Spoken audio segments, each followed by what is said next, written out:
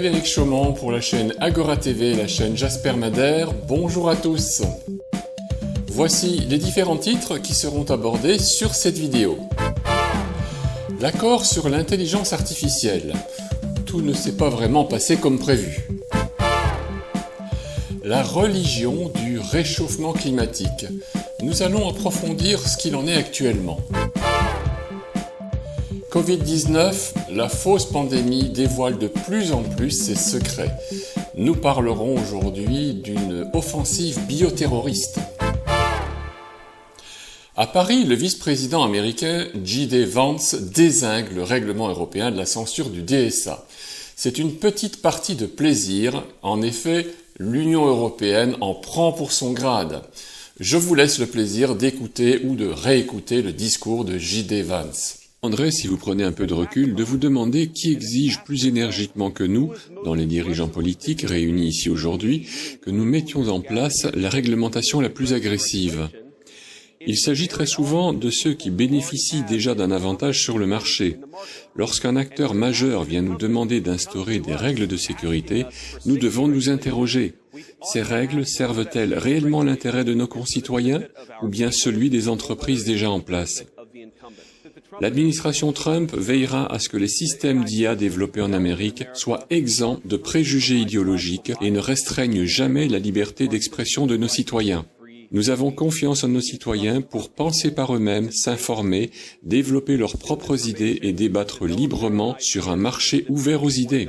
Par ailleurs, nous avons observé comment certains adversaires étrangers hostiles ont utilisé l'intelligence artificielle comme une arme pour réécrire l'histoire, surveiller les utilisateurs et censurer la parole. Ce phénomène n'est pas nouveau. Comme avec d'autres technologies, certains régimes autoritaires ont volé et exploité l'IA pour renforcer leurs forces armées, leurs capacités de renseignement et de surveillance, capturer des données étrangères et diffuser de la propagande afin de menacer la sécurité nationale d'autres nations. Je veux être clair, cette administration fera tout pour empêcher de telles pratiques. Effectivement, c'est une chose que de protéger un enfant des prédateurs pédocriminels grâce à l'IA. C'en est une autre d'empêcher un adulte d'accéder à une opinion qui va à l'encontre de son gouvernement. Le petit caporal Macron et la minuscule impératrice von der Leyen viennent de prendre tous les deux une violente fessée devant tout le monde entier. C'est toujours agréable. Résultat des courses, les États-Unis et le Royaume-Uni ne signeront pas l'accord sur l'intelligence artificielle. Le sénateur Ron Johnson intensifie son enquête sur la suppression présumée par Meta des discussions sur les effets secondaires des vaccins contre le Covid-19. Dans une lettre adressée à Mark Zuckerberg le 4 février 2025, il exige la publication de documents internes détaillant les pratiques de modération de Facebook. Il remet en question la suppression de groupes de soutien aux victimes de vaccins, notamment à We Sprinkle of Hope, fermé peu après la table ronde qu'il avait organisée en 2021. La lettre accuse également Facebook d'avoir censuré des discussions sur les effets secondaires, y compris des messages privés, ce qui aurait eu des conséquences dramatiques comme le suicide d'une femme dont les appels à l'aide auraient été invisibilisés par la plateforme. Les vaccins sont des poisons, la population en prend conscience de plus en plus, et bien évidemment, il faut que cela se sache. Quoi qu'il en soit, un irréductible pays de Gaulois, nanti d'un chef indélicat, continue à terroriser ses concitoyens pour qu'ils continuent à croire que ces injections sont pour leur bien. Vont-ils se laisser faire ? Chat échaudé craint l'eau froide. s'il y a des tonnes de vaccins commandés par l'impératrice de l'Union européenne, elle risque une fois de plus de finir dans la benne à ordures. Cela fera encore quelques milliards jetés par la fenêtre. Le dogme du réchauffement climatique. Une fois de plus, le narratif officiel met en évidence un écart entre les prévisions climatiques passées et les données actuelles sur l'élévation du niveau de la mer selon les mesures de la NOAA, l'Agence américaine d'observation océanique et atmosphérique. Il critique les projections alarmistes faites depuis les années 1980, notamment celles qui prévoyaient une hausse 6 fois plus rapide que celle observée. À New York, Battery Station, la montée du niveau de la mer reste stable à environ 3 mm par an, sans accélération significative. D'autres stations, comme Honolulu et San Diego, montrent des tendances similaires.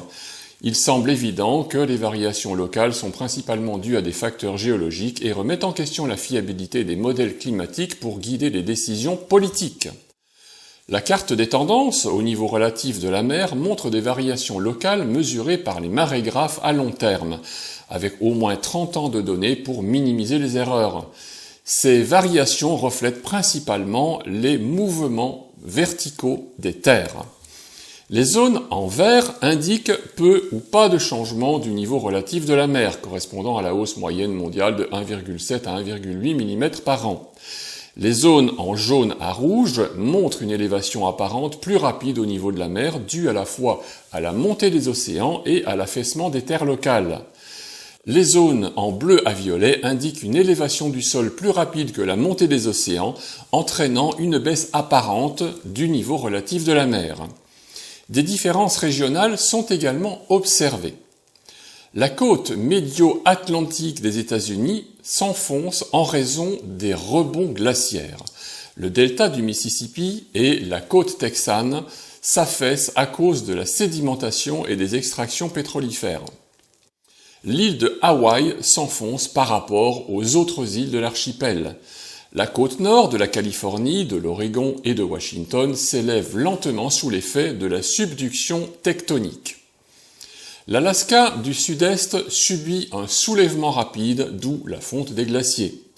Les stations en Alaska et sur les îles Aléoutiennes montrent une élévation rapide après les séismes de 1964 et 1957, indiquant un soulèvement tectonique post-sismique. Ces observations sont essentiellement pour la planification côtière et l'ingénierie. Mais quoi qu'il en soit, l'idée saugrenue que tout ça est causé par un excédent d'émissions de CO2 relève littéralement du fantasme.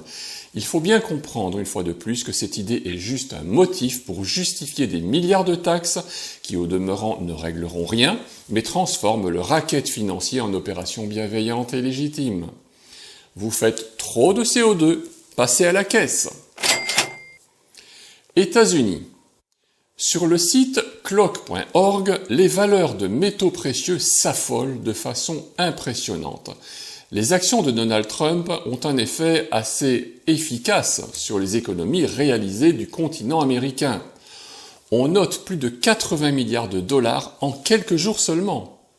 Mais j'ai envie de dire, il y en aura pour tout le monde. Si je clique sur les fluctuations des valeurs de l'or, vous allez pouvoir constater par vous-même que la France n'est pas en reste. Le métal jaune monte en flèche et je rappelle que si vous avez des économies sur votre compte en banque et que vous ne les avez pas encore converties en or, c'est que vous n'avez rien compris. Le dossier Covid est une compilation de preuves recueillies sur 3 ans visant à démontrer que la pandémie du Covid-19 n'était pas un simple événement de santé publique, mais une opération mondiale coordonnée par des alliances entre les services de renseignement et les forces militaires. Cette réponse aurait été menée sous des lois conçues pour les attaques chimiques, biologiques, radiologiques et nucléaires. Le dossier documente l'implication des services militaires et de renseignement dans la gestion de la crise aux États-Unis, au Royaume-Uni, en Australie, au Canada, aux Pays-Bas, en Allemagne et en Italie. Il répertorie les agences militaires et de renseignement ayant dirigé la réponse dans chaque pays, les dates de déclaration d'urgence, les organismes chargés de la censure et de la propagande, les dirigeants militaires et du renseignement impliqués dans la gestion de la crise, les connexions avec les institutions mondiales, UE, ONU, OMS, les alliances et accords multinationaux prévus pour répondre aux attaques bioterroristes. L'objectif est de démontrer que la réponse à la pandémie n'a pas été une gestion indépendante par les agences de santé publique, mais une opération coordonnée à l'échelle militaire, notamment via l'OTAN. Le dossier appelle les enquêteurs et lanceurs d'alerte à fournir davantage d'informations pour mieux comprendre les événements qui ont commencé en 2020 et qui perdurent. C'est ce que nous faisons. Le 4 février 2020, 2 déclarations ont été enregistrées aux États-Unis qui ont eu un impact majeur sur la question de la pandémie de Covid-19, bien que largement méconnue du public. L'activation de l'UEA, Emergency Use Authorization, un dispositif juridique destiné aux destinations d'urgence, implique des armes de destruction massive. Il permet l'utilisation de contre-mesures sans le contrôle réglementaire habituel en raison du danger supposé d'une attaque. L'application du PrEP Act, qui est la loi sur la préparation et l'intervention d'urgence du public, accorde une immunité juridique totale aux acteurs utilisant ces contre-mesures. Ces déclarations ont été faites alors que le Covid-19 comptait moins d'une douzaine de cas aux États-Unis et moins de 500 décès dans le monde sans justification apparente d'un danger national. Pourtant, elles ont officiellement déclenché une réponse militaire et sécuritaire à la crise plutôt qu'une approche de santé publique. Le document suggère que la réponse au Covid-19, confinement, masques, dénonciation, vaccins, n'a pas suivi un plan sanitaire, mais une stratégie militaire de défense biologique. Selon cette analyse, la pandémie aurait été gérée selon un cadre de bioterrorisme et de contre-mesures militaires, avec un objectif de contrôle et de conformité du public, plutôt qu'une gestion médicale d'une crise sanitaire. Enfin, le texte interroge sur l'identité des actes ayant orchestré cette réponse, ceux qui ont bénéficié et ceux qui continuent à en cacher les véritables implications. Bien évidemment, toutes ces informations ne seront jamais publiées par la presse puisqu'elles continuent à être grassement payées par l'Union européenne, 132 millions d'euros, en plus des subventions déjà allouées par les pays de l'UE. Et cela va sans dire, l'impératrice Ursula refusera de fournir des informations sur ces fortunes livrées aux médias. Cela ne nous regarde pas. Donc, la presse est grassement payée pour nous raconter des bobards et pour garder le silence sur cette information gênante. Et tout cela, bien sûr, avec nos impôts. Merci Macron. Moralité, la population, qui n'est pas encore réveillée, préférera encore et toujours un mensonge rassurant, plutôt qu'une vérité qui dérange. C'est bien là que se situe notre malheur. Tant qu'il y aura encore à manger dans le réfrigérateur, c'est ok. Mais quand il n'y aura plus de pain à manger, il n'y aura pas de brioche à la place. Chères résistantes et chers résistants, nous devons réagir avant d'être affamés. Je vous dis à bientôt.